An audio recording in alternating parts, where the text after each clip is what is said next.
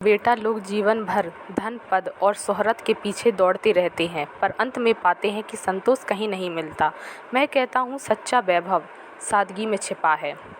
सादगी का अर्थ गरीबी नहीं है। सादगी का अर्थ है अनावश्यक बोझ से मुक्त होना। जैसे नदी का जल जितना स्वच्छ होता है उतना ही प्यास बुझाता है, वैसे ही जीवन जितना सरल होता है उतना ही आनंदमय हो जाता है। मनुष्य के दुख का मूल कारण उसकी बढ़ती इच्छाएं हैं। आज एक वस्तु चाहिए, कल दूसरी, पर मन कभी संतुष्ट नहीं होता। बेटा, इच्छाएं पूरी नहीं होती, केवल बढ़ती जाती हैं। सादगी का मार्ग यह सिखाता है कि हमें जितना आवश्यक है उतने में ही हमें संतोष करना चाहिए।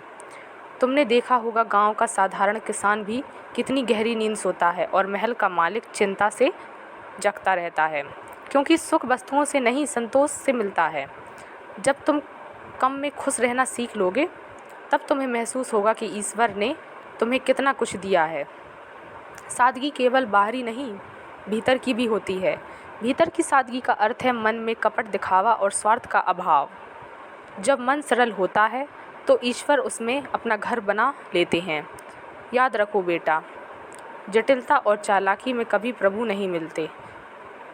सादा जीवन जीने वाला व्यक्ति अधिक सेवा कर सकता है, क्योंकि वह अपने लिए कम रखता है और दूसरों के लिए अधिक छोड़ देता है।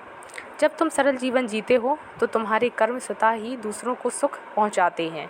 यह वही सेवा है जिसे प्रभु सबसे प्रिय मानते हैं।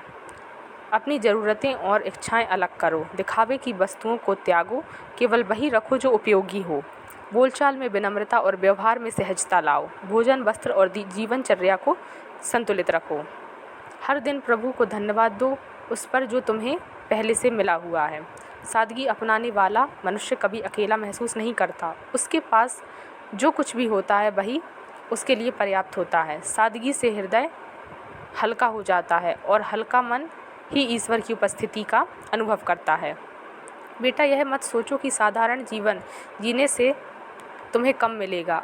असल में यही जीवन तुम्हें वह देगा जो अमीरों को भी नहीं मिलता। आत्मिक शांति, प्रभु का प्रेम और असीम संतोष।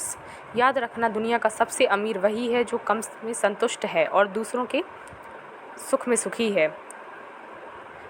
बेटा, जीवन को जितना सरल करोगे उतना ही प्रभु को पाओगे। सादगी में छिपा है सबसे बड़ा वैभव और वही है आत्मा की असली पूंजी। जय श्री राम।